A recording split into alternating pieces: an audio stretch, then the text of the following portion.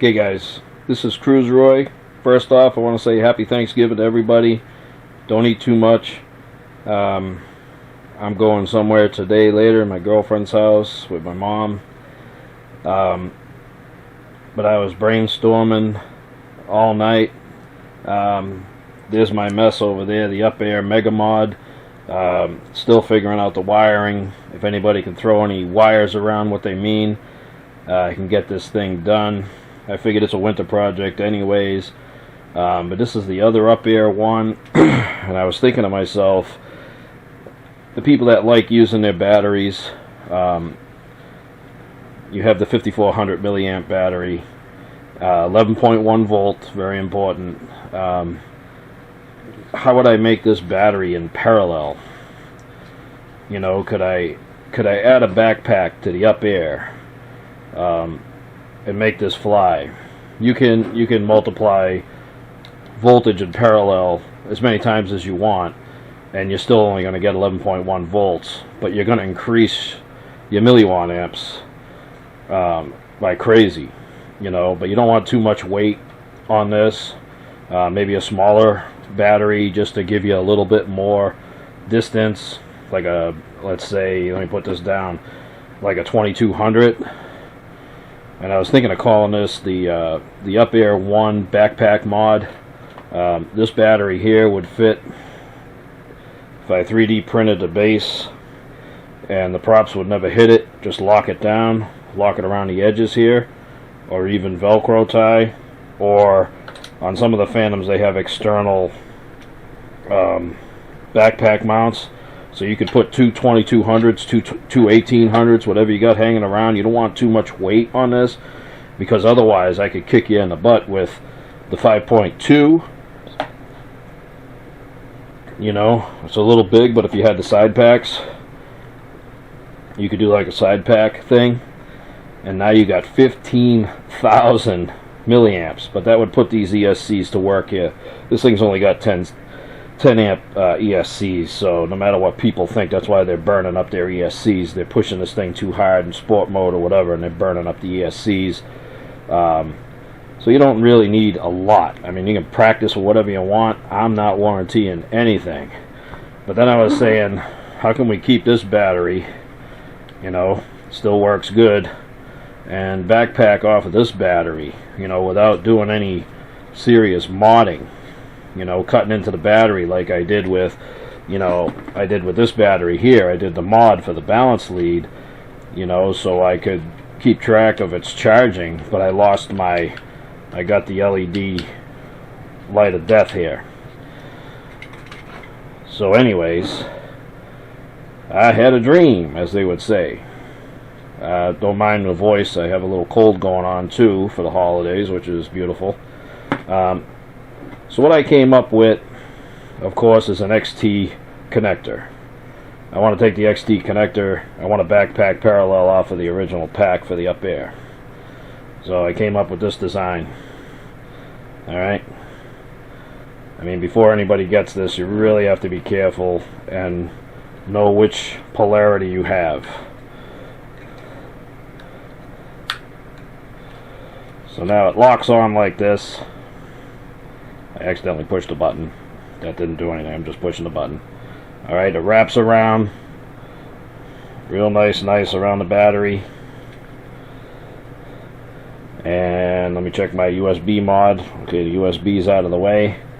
Now we're going to slide this battery pack in, just as normal.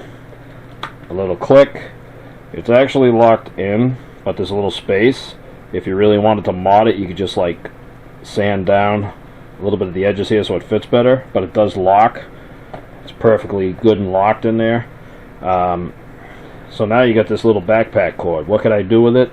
I could go off to the side, up underneath. I can do a dual parallel set, you know, with two 2200s, but I'm going to call it the backpack mod. There's the 2200. And now how do we know what this is doing? I'm not going to cook my drone. Let me show you. Running in parallel, you're keeping the same voltage. Let me turn on the UpAir transmitter. Okay, props are on. I don't recommend this in your house, but I'm not afraid. I've been cut by these things enough times. Alright, so the transmitter's on. Let me put on First of all, I'm going to plug in the backpack.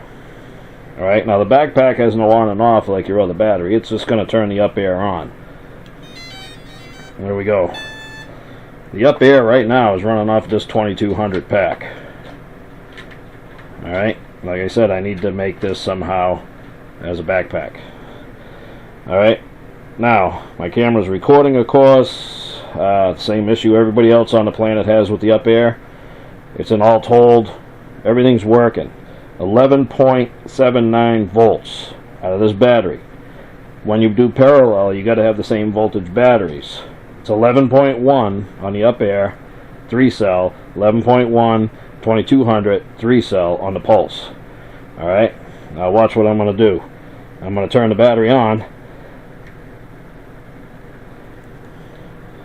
We just went up to 12.09 volts.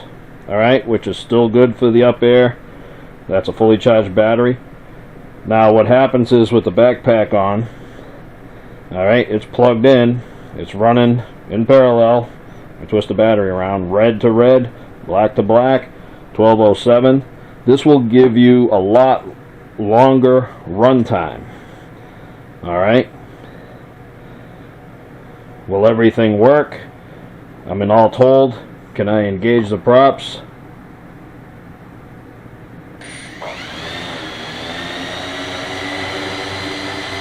Alright, I got the props going. Okay, 1198 volts.